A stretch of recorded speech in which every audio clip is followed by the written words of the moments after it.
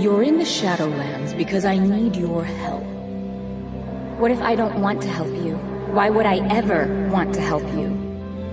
Because you don't really have a choice. I'm not going to attempt to justify myself to you. I will simply tell you, with complete honesty, that everything I did on the surface was for a purpose. And that purpose was? To kill the kings.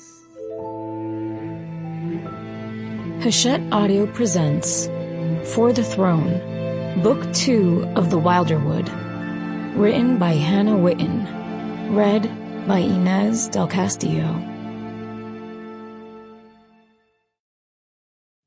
This thing of darkness, I acknowledge mine.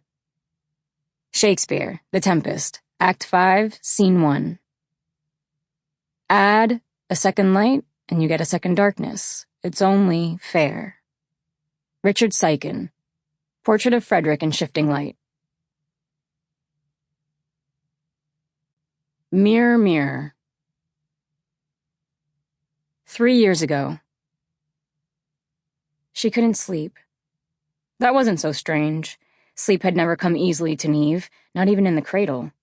Apparently it had taken an elaborate bedtime ritual of stories and songs to get her infant self to slumber, the nursemaids taking turns in an endless cycle of walking and bouncing the tiny first daughter before she was finally soothed to rest. Not much had changed, really. Neve still had to wear her mind thin before it would accept respite, had to tie it up in knots until the threads wore out.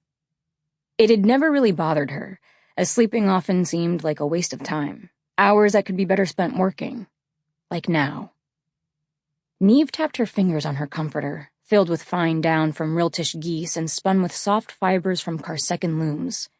Prayer taxes put to use.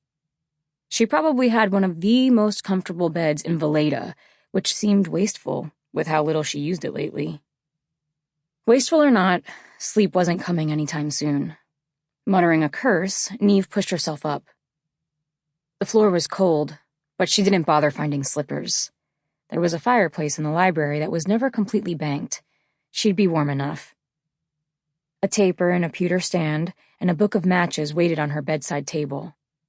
Neve struck the match, blooming sulfur scent into the chilled air as she touched flame to wick.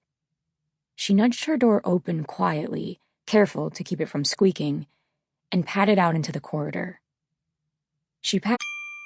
Sample complete. Ready to continue?